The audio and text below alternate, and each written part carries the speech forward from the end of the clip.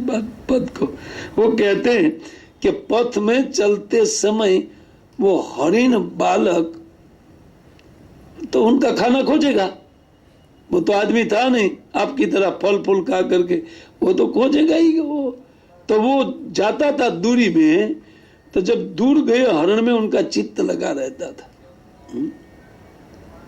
और कई हरण फंस जाता था। चक्रवर्ती ठाकुर लिखते हैं कि ऊपर ऊपर हरी हरी घास और नीचे दलदल होता है, तो वहां पर मूर्खता के कारण वो हरिण का बच्चा चला जाता था, तो वहीं अटक जाता था। तो भरत महाराज पीछे मुड़ के देख, अरे मूर्ख कहीं का, दलदल नहीं देखा और हरी घास को देख रहा है, लेकिन आप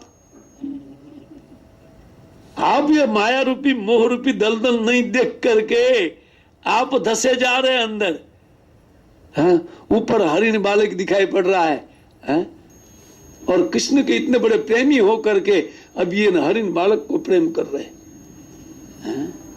चक्रवर्ती ठाकुर बहुत सुंदर परपट देते हैं, उन परपट से ध्वनित होता है सारी बातें। तो वो कहते अरे मूर्ख है।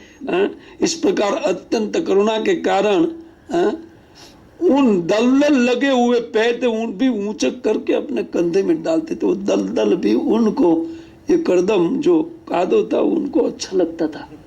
हाँ, बच्चा जब अपना बच्चा, क्योंकि वो पराया है और अपने में स्नेह होता है, इसलिए वो अच्छा लगता। वो तो स्वाभाविक है, सब लोग, ये स्टोरी नहीं है, ये तो अपना कथा है। अपना कथा भरत महाराज का नहीं है। आगे चक्रवर्ती ठाकुर कहेंगे भरत महाराज का कथा है ही नहीं, अपना कथा है।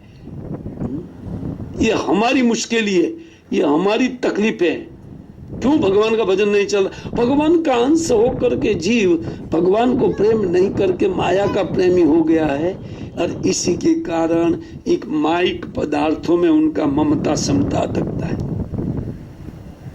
और नित्य भगवान जो अपने प्रेमी है उनको भूल करके जीव इस संसार की आसक्ति रूपी दलदल में फंस गया है और उनको प्रिय लगता है। श्री भरत महाराज इसी प्रकार उनको कंधे पर डालते थे, कहते उर्सी चाधायो, और कभी कभी अपनी छाती पर रख करके उनको लाड प्यार करते थे। कहाँ भगवान की महान सेवा, और इसके लिए संसार का राज्य त्याग दिया, पूरे विश्व का भरत महाराज ने अपना राज्य त्याग दिया। कहते हैं चा आधायो उपलालम मुदम, और उसी ये करने में उनको परम सुख का अनुभव होता था। और बड़े बड़े यज्ञ, जब आप राजा थे, बड़े बड़े यज्ञ कर रहे थे, यज्ञ से भगवान का पूजन को अंतराय समझ करके घर को छोड़ा था ना आपने। पुल आश्रम में आए थे, अकेले भगवान, एकांत में भगवान की सेवा की जाए, इसी अभिलाषा से आए थे ना।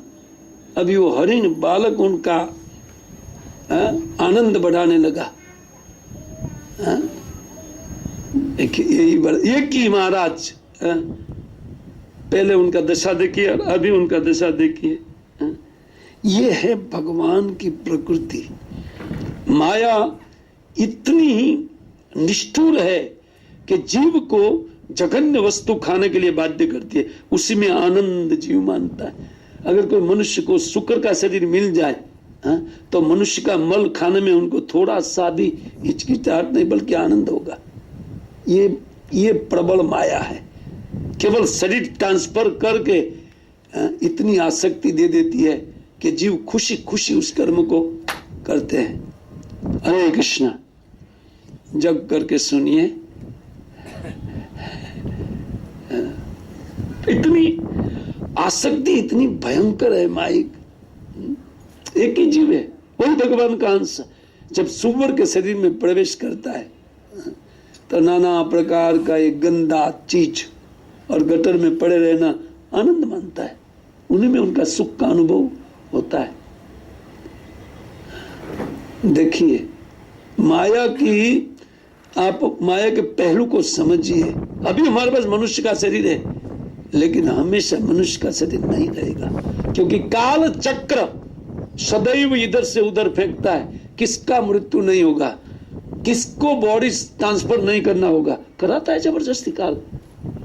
एक से दूसरे शरीर में, एक परिवार से दूसरे परिवार में डालता है। कभी मनुष्य का परिवार, कभी पशु का परिवार। हाँ, इसीलिए व्यक्ति को केयरफुल होकर के भगवान को स्नेह कर ले और भगवत धाम में चले जाए, ये झगड़ा खत्म, शरीर ट्रांसफर करना बंद। हाँ? तो इस शिक्षा में